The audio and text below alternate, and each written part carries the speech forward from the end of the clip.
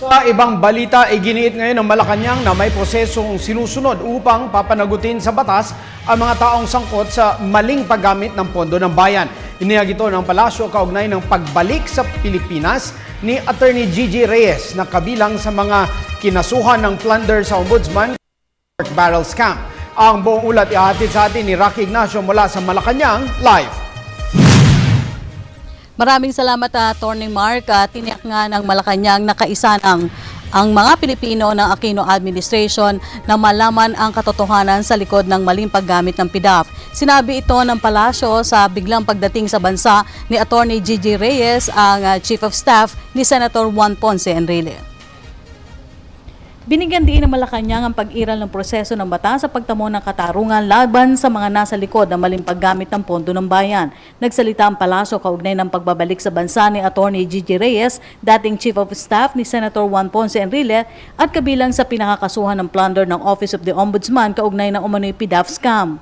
Ang mahalaga lamang dito ay malaman ng sambayanan ng buong katotohanan dahil ang pinag-uusapan ay yung paggamit ng pondo ng bayan.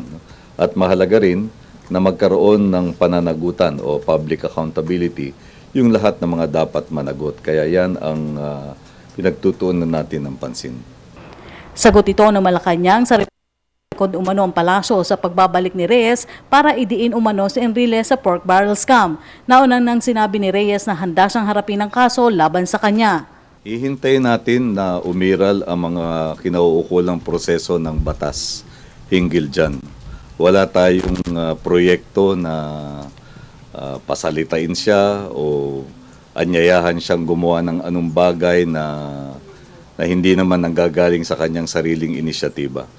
So there would be no force or undue influence that Gigi Reyes would execute an affidavit under duress in presence of the NBI or the Ombudsman? Walang ganyang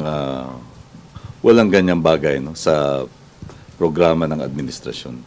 Nauna na iginit ng Malacanang na ang matibay na ebidensya ang magdadala sa katotohanan. Dagdag pa ni Coloma, katulad ng maraming Pilipino, tanging hangad ng pamahalaan na mapanagot ang mga responsable at mawakasan na ang anomalya. Yung pagbigay ng opinion hinggil sa kanyang testimonya ay nasa kamay na ng Office of the Ombudsman na siyang may kapangyarihan at tungkulin na gawin yan. Nagawa na ng pamahalaan ang dapat na gawin nang isinama ng Department of Justice ang kanyang pangalan sa listahan ng mga inaakalang may kinalaman doon sa mga usaping yan. Kaya hindi para sa atin ngayon na magkuro-kuro pa o magbigay ng opinion dahil nasa ilalim na yan ng proseso ng Ombudsman. Nauna na nga tiniyak ng Malacanang na wala naman tinatarget ang pamahalaan sa investigasyon ng pork barrel scam.